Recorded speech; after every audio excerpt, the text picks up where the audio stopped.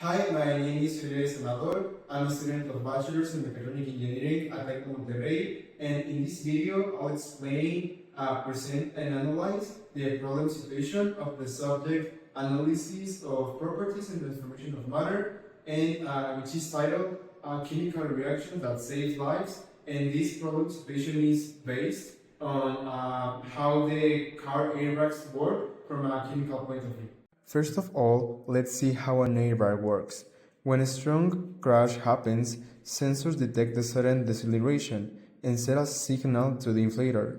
An electric pulse ignites the solid propellant with sodium azide. In milliseconds, it decomposes and produces nitrogen gas that inflates the bag, forming a cushion between the occupant and the steering wheel that absorbs part of the impact. Now, let's look at the global chemical equation that represents everything happening inside the inflator.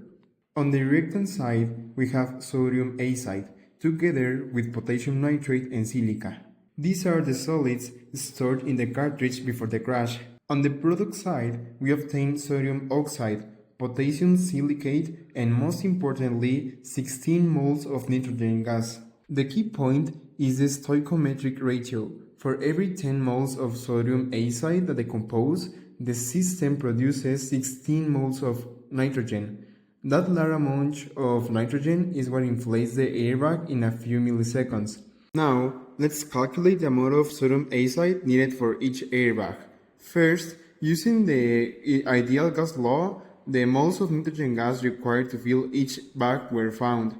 Then, applying the stoichiometric ratio of the global reaction, the moles of nitrogen were converted into moles of sodium azide. Finally, by multiplying each value by the molar mass of the sodium azide, the masses were obtained. Now, let's move to the thermodynamic calculations. First, for the global reaction, it was calculated the reaction enthalpy, entropy, and Gibbs free energy.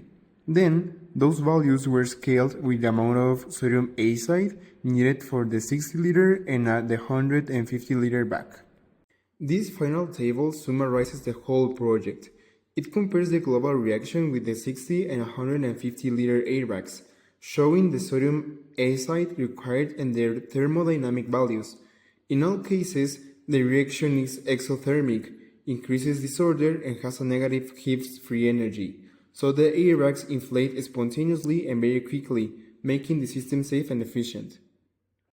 To finish, this project helped me to see chemistry in a much more concrete way. I realized that behind an airbag, there are several chemical reactions, thermodynamics, and chemistry involved. And I also realized how risky and the responsibility that can be involved in a single device.